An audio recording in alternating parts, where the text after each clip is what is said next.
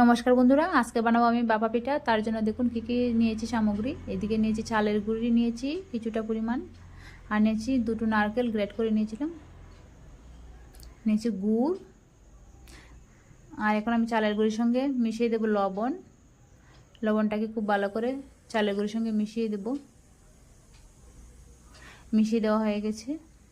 এখন আমি নিয়েছি গরম জল। এখন আমি গরম জল দিয়ে রেখে দেব চালের গুঁড়িটাকে কিছুক্ষণের জন্য, যাতে করে চালের গুঁড়িটা খুব ভালো করে নরম হয়ে যায়। এখন আমি গুড়টাকে গ্রেট করে নেব। গুড়টা কিন্তু খুব শক্ত, তার জন্য আমি গ্রেট করে নিচ্ছি।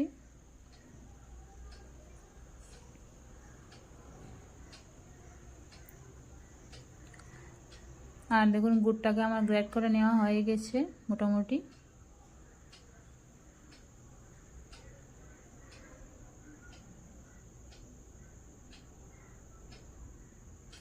আর এদিকে দেখুন চালের গুঁড়িও কিন্তু জলটাকে চুষে নিয়েছে খুব ভালো করে, আর গুঁড়িটা কিন্তু খুব নরম হয়ে গেছে। এখন আমি ভালো করে ডলে ডলে মেখে নেব।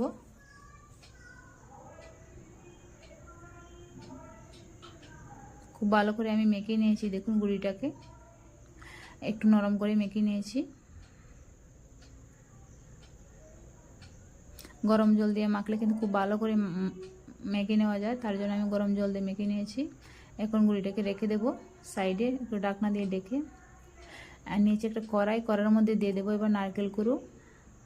তার মধ্যে দিয়ে দেব আমি গ্রেট করা গুড়,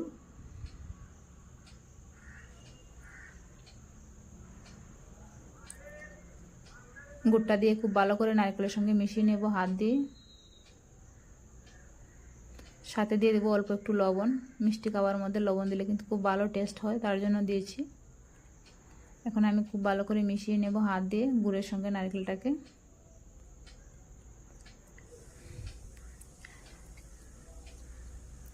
দেখুন খুব ভালো করে কিন্তু মিশিয়ে নিয়েছি। এখন চলে যাব আমি গ্যাসের কাছে।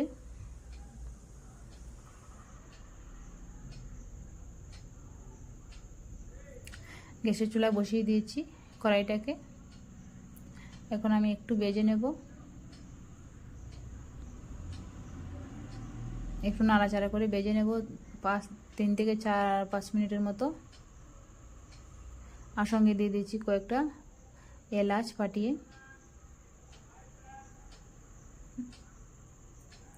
এখন নারকেলটাকে আমি ঠান্ডা করে নিয়েছি দেখুন।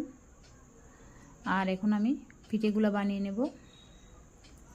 আমার কাছে কিন্তু কোনো সাজ নেই, তার জন্য আমি হাত দিয়ে বানাবো। আপনারা কিন্তু সাজ থাকলে অবশ্যই সাজ দিয়ে বানিয়ে নিতে পারেন। আমি হাত দিয়ে বানিয়ে নেব পিঠাগুলো। প্রথমে গোল করে নিয়েছি লেচিটাকে, তারপরে দেখুন এভাবে হাত দিয়ে দুটো বুড়ো আঙ্গুল দিয়ে এভাবে একটা বাটির মতো করে নেব প্রথমে। তারপরে দিয়ে দেব নারকেলের পুর ভিতরে, তারপরে চেপে মুখটা বন্ধ করে দেব। তারপরে আপনারা কিন্তু আপনাদের পছন্দ মতো করে শেপ দিয়ে দিতে পারেন।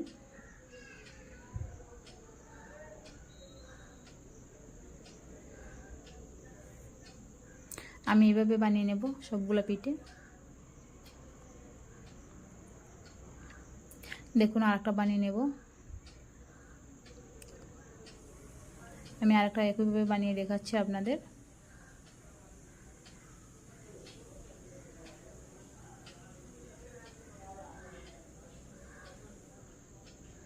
দেখুন প্রথমে বাটি বানিয়ে নিয়েছি, তারপরে নারকেলের পুরটা দিয়ে দেবো ভিতরে। তারপরে এভাবে লম্বা করে মুখটা বন্ধ করে দেব। তারপরে আঙ্গুল দিয়ে এইভাবে একটা শেপ দিয়ে দেব। আপনারা কিন্তু আপনাদের পছন্দ মতো করে দিয়ে দিতে পারেন। এইভাবে আমি সবগুলো বানিয়ে নেব। দেখুন বাকিগুলো কিন্তু বানিয়ে নিয়েছি।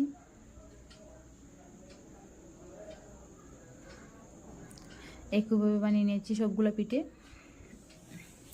এখন আমি সেদ্ধ করে নেব। সেদ্ধ না, আমি স্টিম করে নেব। তার জন্য একটা পাত্রের মধ্যে গরম জল বসিয়ে দিয়েছিলাম। তারপরে একটা ছিদ্রতালার মধ্যে উপর তেল মাখিয়ে এবার পিঠেগুলো দিয়ে দিচ্ছি। 10 থেকে 12 মিনিটের মতো ভাপিয়ে নেব। তারপরে কিন্তু পিঠাগুলো রেডি হয়ে যাবে। দেখুন আমি সবগুলো পিঠা দিয়ে দিয়েছি। সবগুলো না, আমি মাত্র কয়েকটা পিঠা বানিয়েছি, আর বাকিগুলো পরে বানাবো। তার জন্য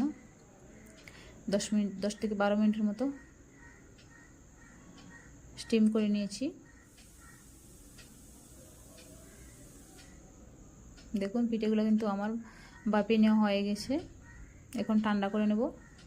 ঠান্ডা হয়ে গেছে অল্প একটু। এখন আমি নামিয়ে নিয়েছি অন্য একটা পাত্রে।